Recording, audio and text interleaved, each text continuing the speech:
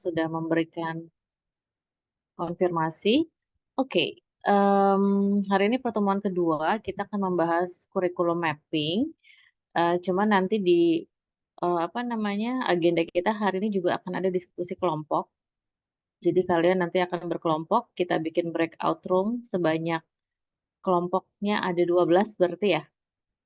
Nah, apa yang akan kita bahas nanti masih berkaitan dengan kurikulum mapping. Jadi sebaiknya kita mungkin langsung mulai saja ya, karena hari Jumat nanti khawatir eh, yang sholat Jumat akan terlambat. Jadi Ibu tawarkan nih, kira-kira siapa yang mau mempresentasikan hasil kurikulum mapping yang sudah dibuat kemarin. Ibu sudah lihat em, tugasnya di MS Team, tapi Ibu menawarkan dulu kira-kira siapa yang akan presentasi, menampilkan apa yang sudah kalian buat. Saya boleh, Bu. Silahkan, Dwi Agustina.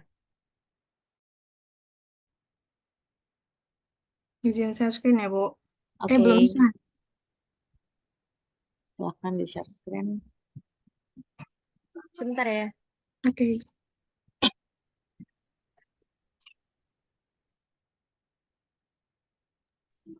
Udah bisa belum, Dwi? Oke, udah. Oke, Assalamualaikum warahmatullahi wabarakatuh. Saya Dwi Agustina Fauzia. Saya akan menjelaskan kurikulum yang saya buat. Jadi di sini ada kontennya itu bilangan, aljabar, pengukuran, geometri, analisis data, dan peluang. Nah, eh, di sini di kelas 7 itu di bilangan itu mempelajari tentang membandingkan bilangan bulat, bilangan rasional dan irasional, bilangan desimal, bilangan berpangkat bulat dan akar bilangan dalam notasi ilmiah, perbandingan senilai dan berbalik nilai, operasi hitung, dan aritmatika sosial.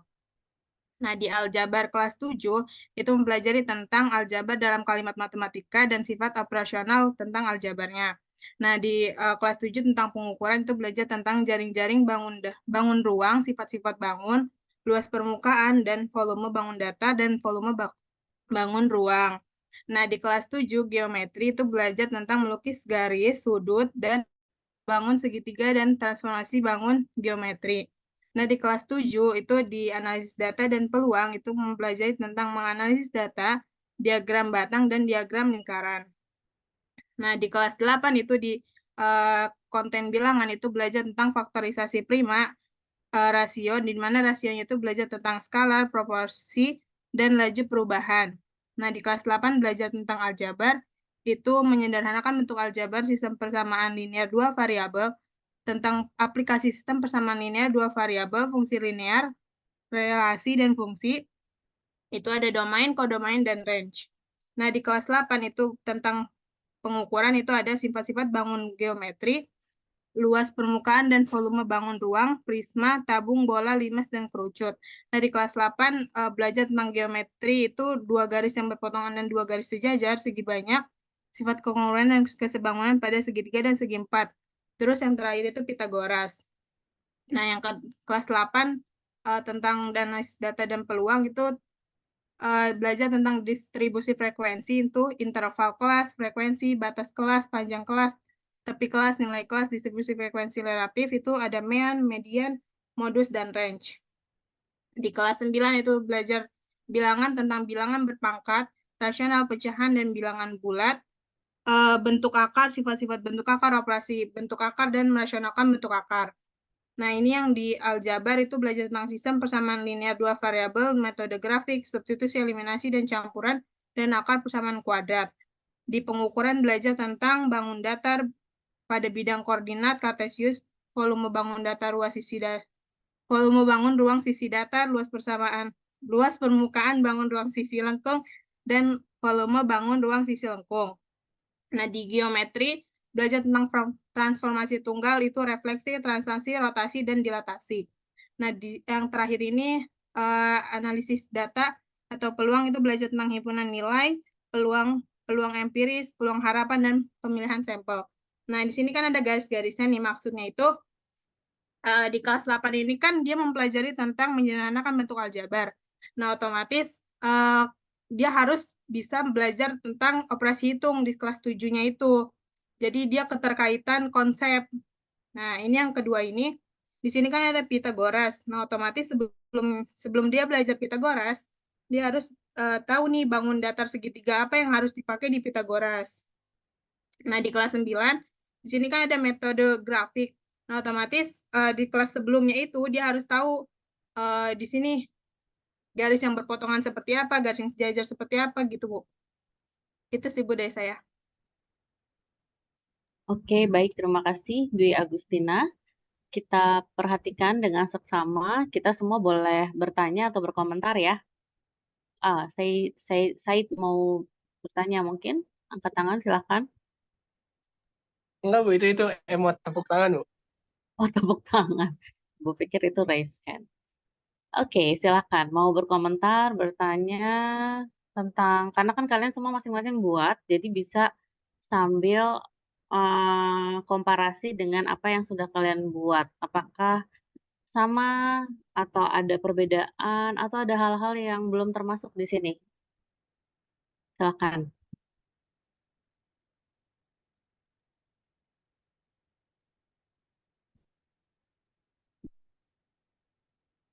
Kalau berdasarkan pengamatan Ibu dari tugas yang kalian kumpulkan, ada satu kesamaan bagaimana cara kalian membuat kurikulum mapping. Jadi sebagian besar kalian membuat kurikulum mapping itu berdasarkan kategori apa? Konten dan kelas. Merasa seperti itu? Jadi relatively sama. Pakai kategori konten, kontennya itu ada bilangan, aljabar, pengukuran, geometri, analisis data, dan peluang. Lalu ada kategori lagi kelas 7, kelas 8, dan kelas 9. Tidak apa-apa, sah-sah saja. Namun yang perlu diperhatikan adalah konten mana masuk kategori mana. Nah, apakah semuanya sependapat dengan diagram kurikulum mapping yang ditunjukkan oleh Dwi Agustina? Silakan. Kita harus bisa lebih kritis melihatnya ya. Ibu, maaf, saya izin berpendapat. Silakan, Siska. Oke, di Dwi, di kelas 7 itu kan untuk kelas 7, seingat aku tuh masuknya bilangan bulat doang.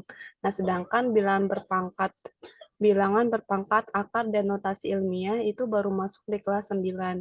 Jadi mungkin harusnya di kelas 7 ini di-cut sampai bilangan bulat sama rasional dan irasional aja gitu.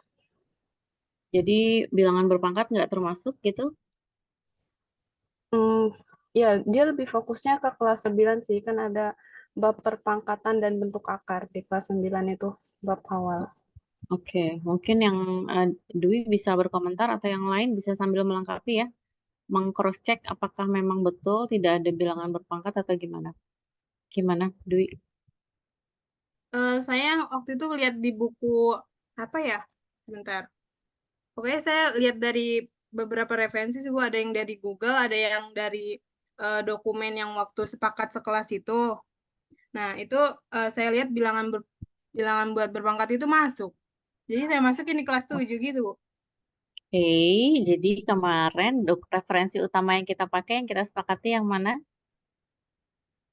Yang dikirim sama Hani itu.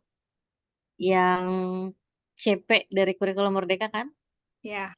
Benar, semua pakai itu ya. Jadi kalau dokumennya sama, otomatis tidak ada yang berbeda sih. Yang lain mungkin bisa menambahkan, pakai dokumennya sama nggak CP Kurikulum Merdeka yang terbitan tahun 2022? Sambil dicek lagi kalian. Apakah memang ada bilangan berpangkat? Sama sih, Bu. Cuman kalau yang di CPH itu kayak dia kan eh, secara general gitu, dari kelas 7 sampai langsung kelas 9. Jadi Mhm. yang dari membandingkan sampai kalimat terakhir ini tuh di bilangan fase untuk yang SMP kelas 7 sampai kelas 9, cuman nggak diklasifikasi ini tuh kelas berapa gitu. Jadi masih secara general aku nangkepnya gitu kalau yang dikasih Hani CP-nya. Karena yang di CP itu fase D berlaku untuk 3 tahun ya. Oke, jadi kalian mencari referensi tambahan agar bisa mengklasifikasikan juga dalam kelas 7, 8, 9. Gitu maksudnya. Betul begitu? Iya, Ibu, kalau saya seperti itu. Oke, jadi mungkin salah satu karakteristik kurikulum merdeka adalah, namanya juga merdeka ya, guru memiliki fleksibilitas yang tinggi untuk bisa menyesuaikan materi dalam kelas. Jadi yang menjadi acuan dasar dalam implementasi kurikulum merdeka adalah capaian pembelajaran yang ada di dokumen yang kita sepakati kemarin. Jadi memang selama 3 tahun itu dia dikategorikan dalam satu fase yang sama ya, fase D ya. Artinya kondisi di setiap sekolah mungkin berbeda.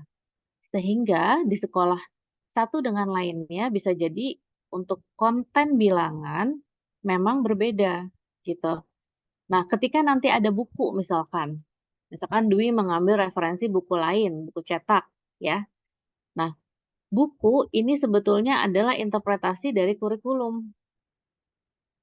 Jadi bisa jadi buku satu dengan buku lainnya pun nanti akan berbeda ya. Nah, jadi yang menentukan ini masuk kelas 7, kelas 8, kelas 9 siapa? Yang sudah pasti gurunya yang nanti akan mengajar. Begitu kalau di konsepnya kurikulum merdeka. Seperti itu ya. Jadi eh, mengenai kapan dia akan diberikan sepertinya sih tidak terlalu bermasalah. Yang penting kamu paham urutannya. Mana dulu ya, baru. Jadi konsep itu kan harus ada prasyarat ya ketika kamu ngambil analisis real 1 berarti kan ada persyaratnya kamu udah harus ngambil pengantar dasar matematik misalkan. Nah, di sini juga sama kurikulum SD, SMP, SMA juga sama. Nah, sekarang coba kita perhatikan. Tadi kan berdasarkan kategori kelas, pendapat komentar dari Siska. Sekarang gimana kalau kita fokus pada kategori konten? Apakah kira-kira ada yang perlu kita eh, perbaiki misalkan konten ini harusnya masuk ke kategori ini masuk ke sini gitu. Atau ada konten yang belum disebut di sini gitu. Apa kira-kira? Mungkin bisa diperbesar sedikit supaya teman-teman bisa ke bawah lagi biar kelihatan kelas 7, 8, 9 dalam satu uh, window. Nah, oke. Gimana? Yang lain silakan. Ibu mau berpendapat. Ya, yang keras, Gaitsa suaranya kurang keras. Kalau di saya tuh yang kayak bilangan aljabar pengukuran geometri gitu masuknya ke elemen. Terus eh, penjelasannya ada di fase D gitu. Terus ada Ulangi, maaf, ulangi gimana? untuk bilangan aljabar pengukuran geometri analisis data dan peluang. Kalau di saya masuknya di elemen. Terus nanti ada karakteristik dari elemen konten sama karakteristik elemen proses. Terus udah sih Bu, itu aja yang perbedaan sama. Kalau di saya ada rasional sama tujuannya juga. Oke, baik. Nanti mungkin setelah ini kita bisa lihat punya Gaitsa ya. Oke. Ah, tapi sebelum kita lihat punya Gaitsa, ada lagi mungkin yang mau mengomentari kurikulum mapping ini karena Ibu ada beberapa catatan nih sebetulnya untuk jadi pembelajaran kita bersama. Selain dari apa namanya bentuk panah nih, bentuk panahnya kan ada yang melingkar, ada yang lurus. Nah, ini kalau bikin diagram, panah itu juga punya arti. Kira-kira Dwi pakai panah yang meringkel itu tujuannya apa? Lalu bedanya sama panah lurus itu bedanya apa? Jadi memang panah itu punya arti ketika kita bikin diagram, ya. Jadi kenapa panahnya harus meringkel dari uh, atas ke bawah gitu kan? Nah itu juga nanti diperhatikan saat mengerjakan tugas-tugas yang tipenya sama ya. Nah komentar Ibu untuk uh, konten di sini. Coba kita lihat sama-sama. Pertama Ibu mau lihat ke aljabar kelas 8. Di situ ada aplikasi sistem persamaan linear dua variabel. Betul? Lalu di kelas 9 juga ada sistem persamaan linear dua variabel. Nah, itu apakah benar atau salah ketik atau gimana? Yang kelas 8 kan waktu itu kan saya punya tetangga ibu depan rumah saya. Terus saya lihat kan, sebenarnya kayak mirip-mirip juga, Bu. Nah, tapi pas kelas 9 kan saya nggak punya tetangga kelas 9. Terus saya lihat di Google kayak gini kan. Nah, saya juga rada bingung kan, Bu. Yang ini masuk ke sini atau ke sini. Terus di buku yang kelas 8 itu kayak tulisannya kayak gini kan, per subbabnya gitu. Tapi kalau yang di referensi Google itu tulisannya kayak gini, tapi masuk ke kelas 9. Yang ini di kelas 8 begitu, Bu. Nah, persamaan satu variabelnya mana? Persamaan linear satu variabelnya mana? Saya referensi yang saya cari nggak ketemu kayak gitu ada itunya. Ya, tapi kan kita bisa berpikir kritis. Kira-kira anak SMP belajar sistem persamaan linear dua variabel tanpa belajar satu variabel mungkin nggak? Enggak sih. Ya kan? Nah, jadi ini eh, pelajaran sih buat kita semua. Pada saat kita mau bikin kurikulum mapping, kita harus sepakati dokumennya apa. Pertama, dokumen utama adalah dokumen kurikulum merdeka, betul?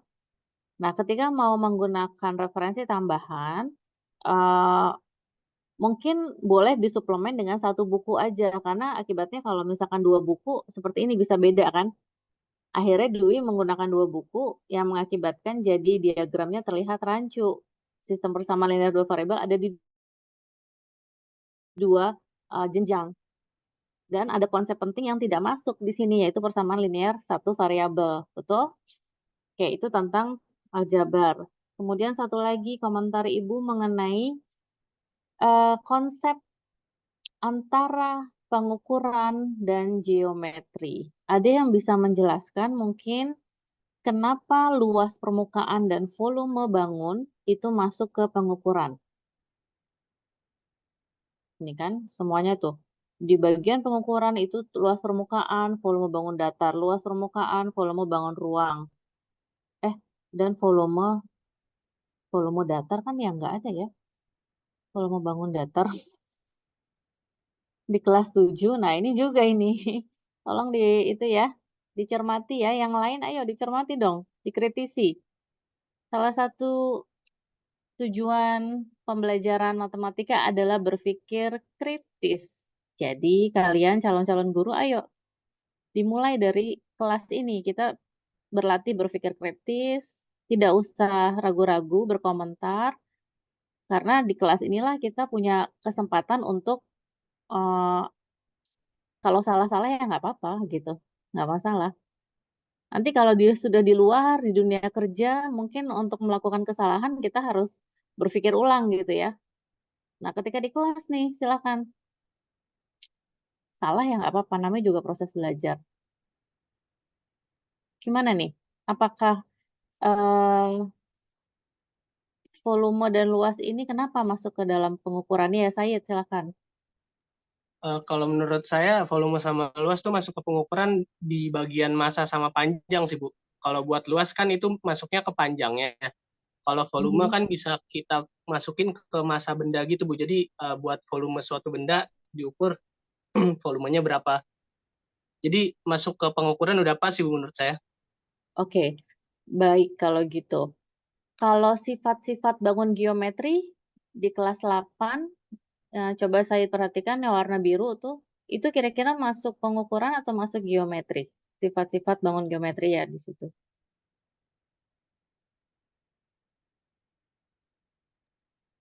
Bagian sifat-sifatnya masuk ke geometri sih, Bu.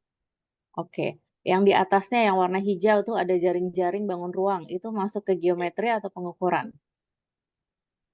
Jaring-jaring sama sifat-sifatnya masuk ke geometri.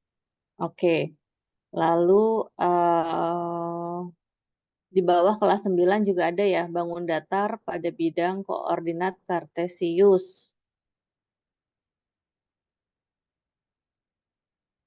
Oke, jadi apa yang dikatakan Said tadi, tolong menjadi catatan kita bersama bahwa jaring-jaring bangun ruang, sifat-sifat bangun geometri, ya, itu masuk ke geometri.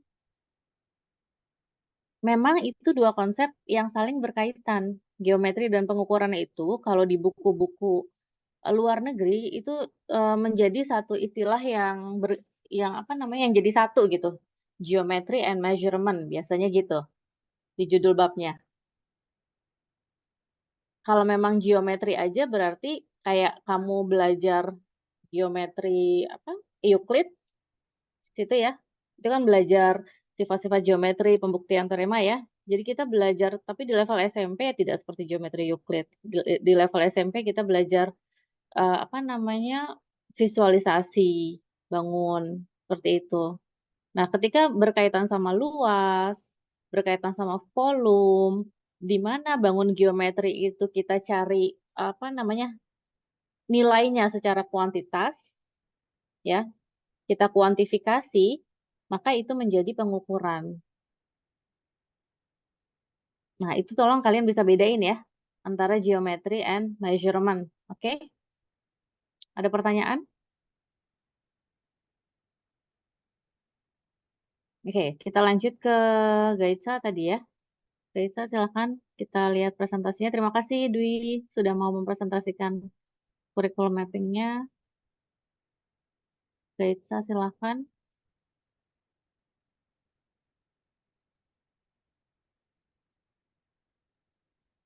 Ini sudah terlihat belum, Bu?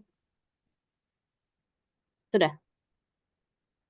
Jadi kalau yang saya buat itu nggak diklasifikasiin jadi kelas 7, kelas 8, kelas 9 karena acuannya cuma yang dikirim sama di grup itu. Terus tambahannya paling tadi kan yang bilangan aljabar pengukuran geometri analisis data peluang itu masuk ke elemen. Terus untuk penjelasannya di sini dia masuknya ke fase D. Terus ada karakteristik elemen konten yang ngejelasin secara garis besar materi bilangannya apa. Terus ada karakteristik elemen proses. Sebenarnya kalau yang karakteristik elemen proses ini saya juga kurang paham sih, Bu. Masukinnya maksudnya di langsung di materinya apa per satu-satu gitu. Jadi saya masukinnya kayak gini. Terus ada rasional sama tujuan juga. Untuk materinya dari bilangan aljabarnya kurang lebih sama. Paling tadi bedanya yang kalau jaring-jaring bangun ruang di saya di geometri.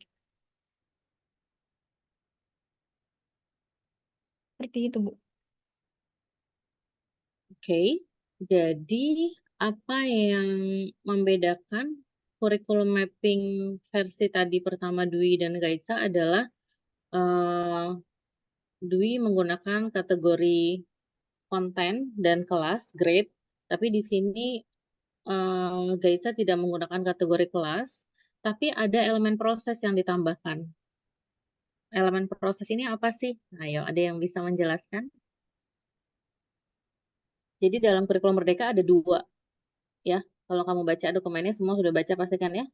Ada elemen konten, ada elemen proses. Elemen konten itu yang bilangan aljabar, pengukuran geometri, analisis dan peluang. Elemen proses itu yang disebutkan di sini, yang di kolom berwarna biru. Ada yang bisa menjelaskan apa itu elemen proses? Saya izin menjawab, Bu. Mungkin kalau elemen proses itu proses siswa atau muridnya itu ketika mempelajari elemennya, kayak misalkan elemen yang pertama itu bilangan. Nah, elemen prosesnya itu siswanya itu menalar dan dia membuktikan secara matematis gitu di bilangannya. Kayak gitu, Bu, kira-kira kalau menurut saya. Oke, terima kasih Aura. Jadi yang pink ini nih elemen konten ya, nanti bisa diperbaiki ya guide saya. Yang warna pink kolom pertama ini elemen konten, yang kolom paling ujung sebelah kanan warna biru itu elemen proses. Jadi ada dua elemen. Elemen konten itu berkaitan sama konten matematikanya apa atau konsep matematikanya apa, tapi elemen proses itu berkaitan dengan apa? Proses berpikir matematis. Selama ini di kurikulum sebelumnya ini terlihat nggak elemen proses? Kalau kamu pernah baca kurikulum 2013, Kurtilas?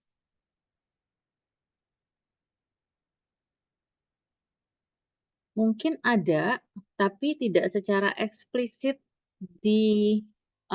sebutkan sebagai elemen proses yang menjadi bagian dari kurikulum. Nah, di kurikulum Merdeka ini, Ibu rasa sih ini kurikulum ini mengadopsi dari NCTM ya, dokumen NCTM, karena elemen prosesnya sama persis ya.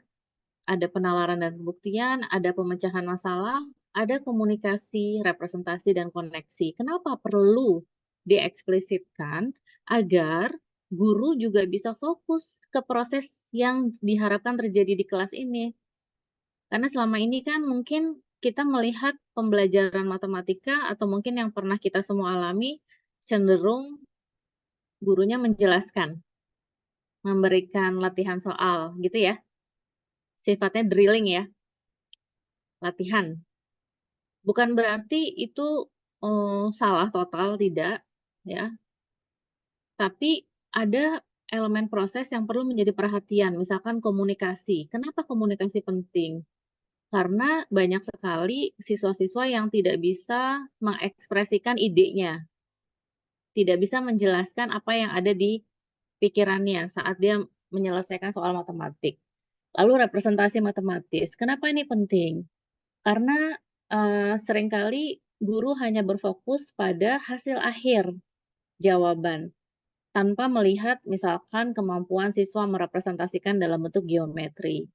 Soal aljabar tapi bisa direpresentasikan dalam bentuk geometri. Nah, itu yang harus menjadi perhatian ya.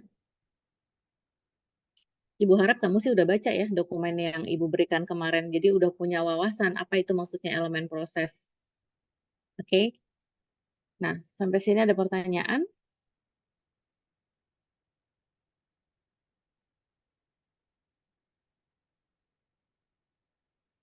Jadi kalau Ibu melampirkan atau attach dokumen tertentu, tolong dibaca, dipelajari ya, agar kalian punya wawasan. Kemarin Ibu sempat attach dokumen NCTM nggak saat memberikan tugas ini? Iya kan? Nah, Iya. kalian melihat ada kesamaan dari elemen proses yang di kurikulum dengan dokumen NCTM? Ada kan ya?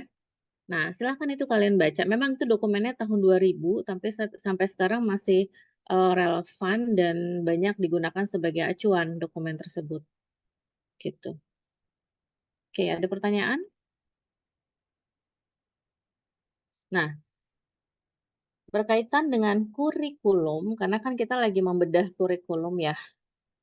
Coba ada yang bisa menjelaskan nggak kurikulum itu apa sih sebetulnya? Dari kemarin kita ngomongin kurikulum, jadi kurikulum itu apa sebetulnya? Ayo, silakan. Mungkin saya, Bu, Ya, silakan Dwi. kurikulum itu kayak seperangkat atau suatu sistem rencana di bahan ajar pembelajaran itu. Jadi intinya kayak rencana pembelajaran gitu, Bu. Kurikulum adalah rencana pembelajaran Ya, untuk dapat dipedomani dalam aktivitas belajar mengajar. untuk menjadi pedoman dalam aktivitas belajar mengajar. Jadi rencana pembelajaran ya. Mm-mm. Oke, good. Ada yang bisa menambahkan rencana pembelajaran sebagai pedoman kegiatan belajar mengajar, betul. Silakan tambahkan lagi. Ayo, tambahkan lagi. Apa lagi? Aura? Kalau saya ibaratnya gini Bu, penduduk Indonesia pedomannya itu kan Pancasila. Nah kalau sekolah pedomannya itu kurikulum gitu Bu. Maksudnya gimana? Diperjelas. Mengacu. Jadi, aduh. Gak apa-apa. Jadi kalau sekolah itu pedomannya kurikulum karena eh, yang semua proses belajar mengajar yang ada di sekolah itu pedomannya kurikulum karena kurikulum itu isinya dari proses satu sampai seterusnya proses belajar maksudnya gitu apa yang dipelajari, konten yang dipelajari, terus penjelasan proses siswa nantinya belajar seperti apa itu tuh ada di kurikulum gitu. Jadi saya mengibaratkan kalau bangsa Indonesia itu pedomannya kan Pancasila. Nah kalau sekolah itu pedomannya kurikulum gitu. Oke, sekolah pedomannya kurikulum, di mana kurikulum itu dijadikan pedoman untuk proses belajar di sekolah gitu ya. Jadi mengacu ke kurikulum. Oke. Berarti maksudnya Aura itu kurikulum ya dokumen yang kemarin kamu bedah itu ya? Itu kurikulum ya? Dokumen itu. Oke. Next, silahkan. Yang lain.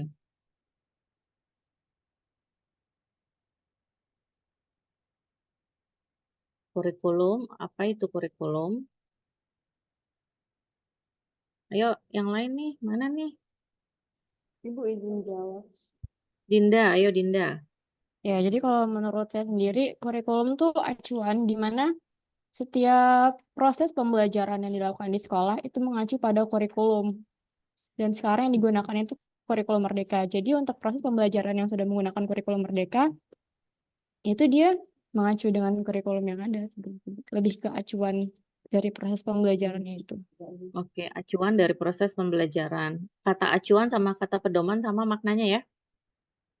Berarti dari 3 mahasiswa yang memberikan komentar, sama maknanya. Acuan atau pedoman dalam melakukan proses pembelajaran di sekolah. Betul? Kira-kira komponen kurikulum tuh ada apa aja sih? Apa aja yang harus ada di dalam kurikulum?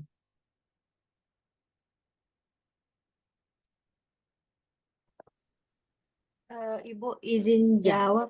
silahkan Hanifah.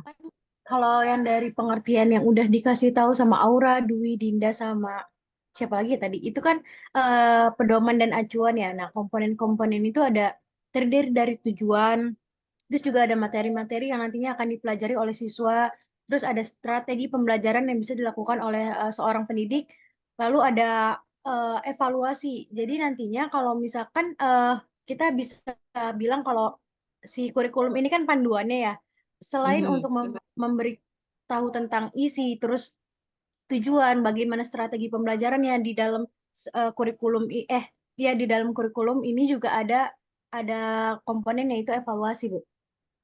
Oke, jadi ketika Ibu berikan pertanyaan komponen apa yang ada dalam kurikulum baru muncul nih jawabannya dari Hanifah. Jadi tadi jawabannya kan pedoman untuk proses pembelajaran di kelas. Kemudian Ibu bertanya, apa komponen yang harus ada dalam kurikulum? Tadi Hanifah sebut ada 4 ya? Betul? Ada yang bisa mengulangi? Selain Hanifah, coba ulangi 4 itu apa aja tadi? Yang lain selain Hanifah. Tadi Hanifah sebut ada 4. Aisyah, ayo. Ada ini Bu, tujuan, Tujuan. terus ada eh, cara yang digunakan dalam pembelajarannya, terus ada evaluasi, terus sama satu lagi ada materi-materinya apa aja gitu. Oke, betul Hanifah? Iya, Ibu, betul, Bu. Oke, jadi ada 4 komponen mendasar yang harus ada dalam kurikulum. Tujuan, materi, ya kan, atau kontennya, proses pembelajarannya nanti mau seperti apa, dan ada alat asesmennya atau penilaiannya. Kenapa kita perlu alat asesmen? Untuk melihat apakah siswa itu mencapai tujuan nggak yang udah kita buat. Kan gitu ya. Karena kalau kita punya tujuan, maka kita harus punya bahan untuk assessment atau evaluasi. Assessment sama evaluasi sebetulnya maknanya berbeda ya. Tapi kita ambil kata assessment aja atau penilaian untuk mengukur apakah siswa tercapai nggak tujuannya. Oke? Nah, seringkali yang menjadi masalah adalah ketika ada gap antara tujuan yang mau dicapai ini, tapi hasil assessment-nya siswa hanya segini. Sehingga ada gap, benar nggak? Nah, gap inilah yang sering kita sebut permasalahan dalam pembelajaran matematik. Nah, dari 4 komponen tadi, kira-kira 4 komponen ini saling berkaitan nggak ya? Contohnya gimana maksudnya saling berkaitan? Bisa dijelaskan?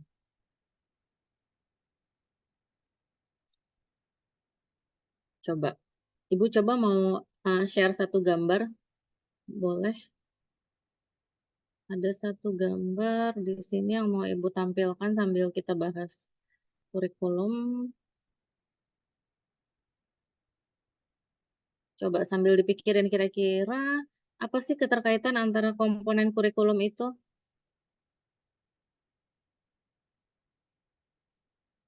Ada yang bisa menjelaskan? Ibu mau share ini dari salah satu buku sih sebetulnya, tapi kalau kamu, eh, nah kira-kira seperti ini ya, kelihatan?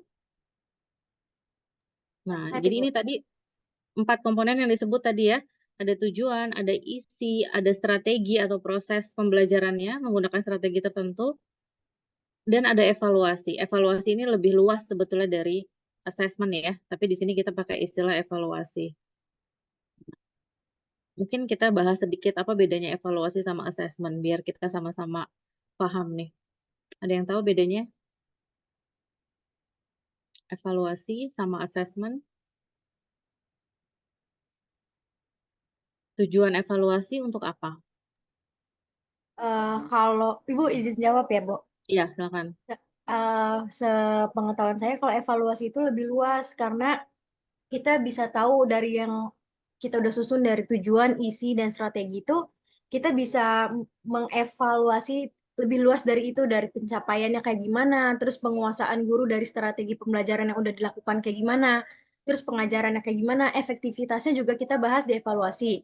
Tapi kalau di assessment itu, sebentar, lebih fokus pada data-data yang tentang anak-anaknya. Kayak soalnya waktu mata kuliah apa ya, kan harus ada ke sekolah gitu ya Bu ya. Kita Mhm, MSD deh kalau nggak salah. Nah, terus mhm. dari gurunya itu meminta anak-anaknya untuk mengisi asesmen. Jadi itu data-data tentang anak didiknya, bukan evaluasi dari seorang pendidik. Seperti itu, Bu. Oke. Iya, betul. Tapi mungkin secara sederhana bisa Ibu katakan, assessment itu adalah, kan bahasa Indonesia penilaian ya, penilaian untuk mengukur ketercapaian siswa. Apakah eh, dia mencapai tujuan yang sudah ditetapkan. Nah, sementara evaluasi betul, dia lebih luas, karena assessment bisa menjadi bagian dari evaluasi. Salah satunya adalah evaluasi bagi guru dan bagi sekolah. Dari hasil assessment, guru bisa mengevaluasi apakah pembelajarannya sudah efektif dan efisien atau belum. Ini untuk informasi perbaikan pada proses yang selanjutnya. Ya, jadi ini evaluasi ini bukan assessment siswa, tapi assessment siswa bagian dari evaluasi. Mungkin itu ya yang bisa kita pahami perbedaan antara evaluasi dan assessment. Nah, kamu perhatikan diagram ini tuh ada panah. Ini yang Ibu maksud kalau kita pakai panah, maka panah ini harus punya makna. Dari center kurikulum ada panah keluar 4 ya. Lalu di antara 4 komponen ada panah yang bolak-balik 2 arah, betul? Ini kan kalau dalam matematik panah 2 arah sama panah 1 arah juga beda ya. Panah 1 arah artinya implikasi, panah 2 arah artinya biimplikasi. Nah, dalam diagram juga dia punya makna berbeda. Apa maksudnya panah 1 arah? Nah, kita bisa maknai ini kurikulum terdiri dari 4 komponen ya kan? Komponennya ada isi, tujuan, strategi, dan evaluasi. Lalu panah 2 arah di sini dapat diartikan sebagai keterkaitan. Karena di sini adalah kita memaknai kurikulum sebagai sistem. Apa maksudnya sistem? Sistem itu terdiri dari elemen-elemen di mana elemennya itu saling berrelasi satu sama lain. Contoh, ketika kita mau ngajarin materi geometri bangun ruang, kan isinya tentang geometri bangun ruang ya, kita lihat ya. Komponen yang atas itu isinya tentang geometri bangun ruang.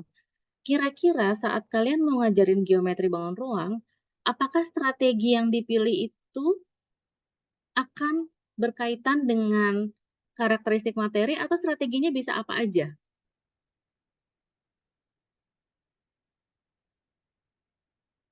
Pernah dengar ini enggak? Mungkin kalau udah pernah masuk ke kelas-kelas SPS ya, pembelajaran kooperatif misalkan, kayak gitu-gitu.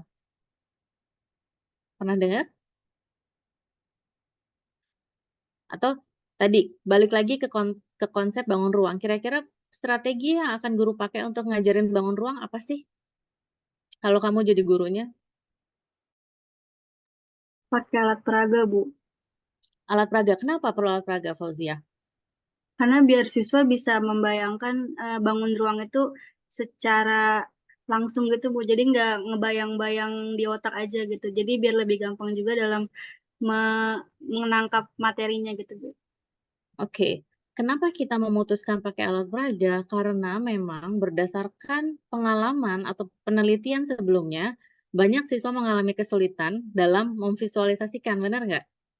Dalam membayangkan bangun ruang. Itu makanya kita perlu memikirkan strategi apa nih supaya siswa mudah melakukan visualisasi. Oh, alat peraga bisa. Alat peraga bisa yang bentuknya konkret, benda, atau bisa juga yang bentuknya zaman sekarang kan sudah ada software, website ya, yang kita bisa pakai untuk mengajarkan tentang bangun ruang. Nah, tentu aja strateginya kan beda kan kalau kita ngajarin tentang tadi analisis data dan peluang.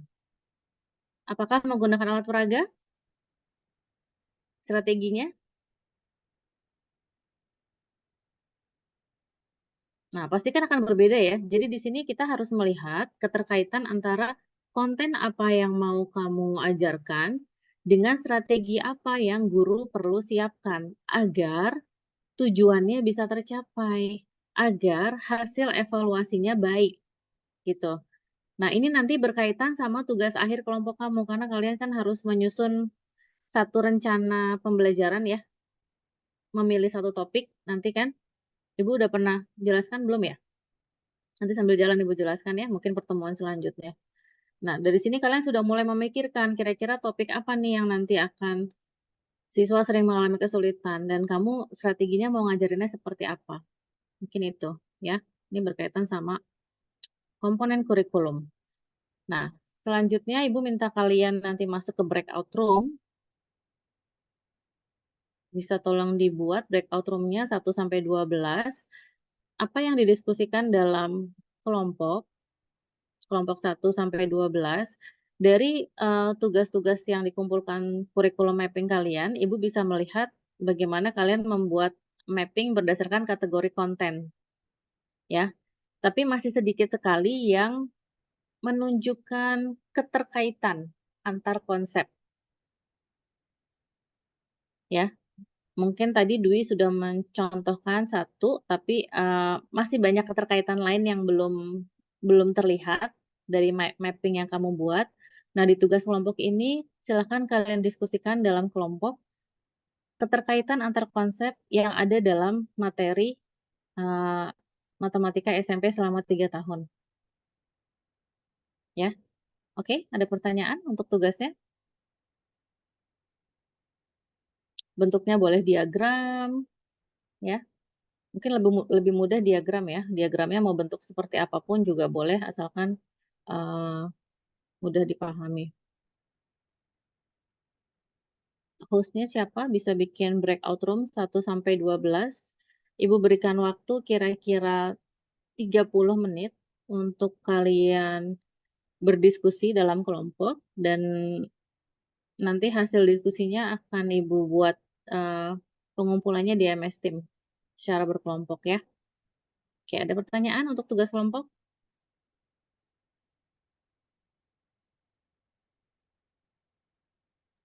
Ibu, maaf mau memastikan untuk Ya, kelompoknya yang sudah dibuatkan ya Bu ya, yang sudah saya iya, kirim ke Ibu. Ya, betul. baik, makasih Bu. Pakai pakai nama kelompoknya sesuai sama yang kemarin dikirim ya. Jadi 1 sampai 12. Jangan berubah-berubah karena Ibu akan pakai acuan itu untuk nanti ini menilai. Oke, ada pertanyaan tentang tugas lagi? Kalau tidak ada pertanyaan, sudah jelas, silahkan bergabung di room yang sudah disediakan. Ibu mau bertanya. Silahkan, Gaitsa. Berarti kan nanti materinya ini dipisah dulu ya Bu buat kelas 7, 8, 9-nya. Buat keterkaitan dari tiap materinya gitu. Perlu dipisah atau tidak, itu keputusan kelompok kamu sendiri. Kira-kira memang perlu dipisah atau enggak ya, gitu. Yang penting kita tujuannya adalah melihat keterkaitan misalkan antara aljabar dengan geometri. Selain keterkaitan dalam satu konten yang sama ya. Misalkan kalau sesama aljabar kan jelas ada keterkaitannya antara persamaan linear satu variabel sama persamaan linear dua variabel kan jelas ada keterkaitannya kan. Tapi kira-kira dengan konten yang berbeda, misalkan konten bilangan atau dengan konten geometri, ada nggak keterkaitannya? Nah, itu kamu jelaskan, kamu diskusikan. Terima kasih, Bu. Ya, ada lagi? Kalau nggak ada, silakan masuk ke breakout room kelompoknya masing-masing.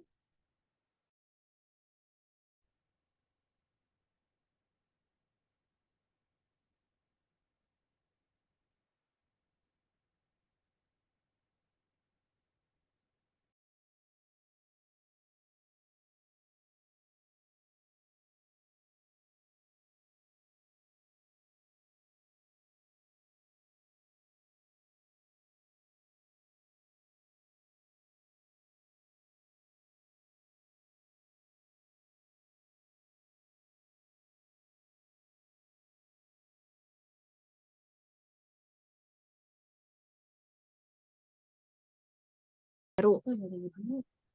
Kalau Nanya nanya waktu enggak. Apa sih Gak? Tadi gue lagi ngambil makan. Nah, gue juga nggak dengerin. anjay, Iya, gimana ya? kayaknya tapi bener kayaknya bikin diagram baru, tapi lebih terkaitin gitu loh sama hitungan. Oh gitu. Bebas kan berarti bisa pakai tanda panah atau gimana-gimana gitu tadi. Ya. Iya, Tapi sebenarnya gue tuh pengen nanya deh, kan di PMSD itu ada yang vertikal horizontal ya. Nah, tapi tuh dari tadi yang ditampilin nggak kayak gitu. Ngerti nggak? Iya sih, tapi Ayolah udah kerjanya sama. ya udahlah. Maksudnya kalau tadi aku jadi geli ngeliat dengar suaraku sendiri dari Gema. Apa namanya? Kalau horizontal vertikal kan harusnya udah secara nggak langsung nggak sih? Karena kan dari setiap materinya, karena kan pasti berurut dari kelas 7, 8, 9 kayak contoh gampang aja tadi linear satu variabel dulu, baru 2 variabel gitu kan itu yang vertikal gitu kan? Iya, itu kan berkat Ini masuk elemen untuk melihat konsep ini bagian dari elemen konten yang mana, kita pakai visualisasi bentuk ini. Nah, itu nanti silahkan didiskusikan dalam kelompok masing-masing. Ya. Kayaknya udah hadir semua nih. Ada pertanyaan sebelum kita akhiri pertemuan hari ini? Hari Jumat, ini harus ada yang sholat Jumat, jadi kita tidak bisa berlama-lama. Ibu sudah buat submisinya ya, submissionnya di MSM, paling lambat besok pagi jam 8. Tadinya mau Ibu buat hari ini, tapi Ibu kasih kesempatan supaya nanti malam kamu masih bisa memperbaiki. Ya, paling telat besok pagi jam 8. Ya, Dwi, ada pertanyaan, Dwi? Bu, izin bertanya ya, Bu. Kan Ya, tadi kan yang disebutin Hani itu kan ada tujuan, isi konten, pembelajaran gitu kan, proses pembelajaran sama penilaian. Nah, itu perlu dimasukin atau enggak, Ibu? Oke, jadi kebetulan tadi diagram yang terakhir Ibu tampilkan itu diagram tentang 4 komponen dalam kurikulum, betul? Dari 4 komponen itu ada tujuan, ada isi, ada strategi, ada evaluasi. Tapi yang sedang kita bahas sekarang itu hanya satu komponen aja. Komponen isinya aja. Dari 4 komponen kita hanya membahas komponen isinya aja. Kita hanya membuat pemetaan untuk komponen isinya saja. Jadi kebetulan aja tadi diagram yang Ibu tampilkan diagram kurikulum, sebetulnya yang diagram kamu buat itu tidak ada kaitannya sama kurikulum sebagai sistem. Yang kamu buat itu adalah mapping kontennya, elemen kontennya. Kira-kira gitu ya. Oke, Bu, terima kasih. Ya. Ada lagi pertanyaan? Karena dari tugas yang kalian submit kemarin, itu kan kebanyakan masih dalam bentuk terkotak-kotak ya. Materi aljabar, bilangan, geometri, pengukuran itu dalam kotak-kotak yang terpisah. Benar nggak? Jadi kita nggak bisa lihat tuh keterkaitannya antara satu konsep sama konsep lainnya. Nah, tadi di beberapa kelompok udah Ibu jelaskan sih sebetulnya. Ibu beri contoh tadi teorema Pitagoras. Teorema Pitagoras itu kan bentuk aljabarnya A kuadrat plus B kuadrat sama dengan C kuadrat. Otomatis untuk belajar itu, siswa perlu prerequisite-nya apa? Bilangan kuadrat dan akar. Benar nggak? Nah, di situ kan terlihat keterurutan dan keterkaitannya kan, bahwa konsep bilangan kuadrat dan akar menjadi prasyarat untuk konsep Pitagoras. Nanti konsep Pitagoras akan menjadi prasyarat untuk konsep apa lagi di atasnya. Gitu. Nah, silahkan Bu, dikreasikan. saya izin tanya, Bu. Ya, Berarti silahkan. izin memastikan sih, berarti kayak satu konsep itu dia bisa ngambil dari konten aljabar, dari Ya, geometri, dari itu. tentu saja.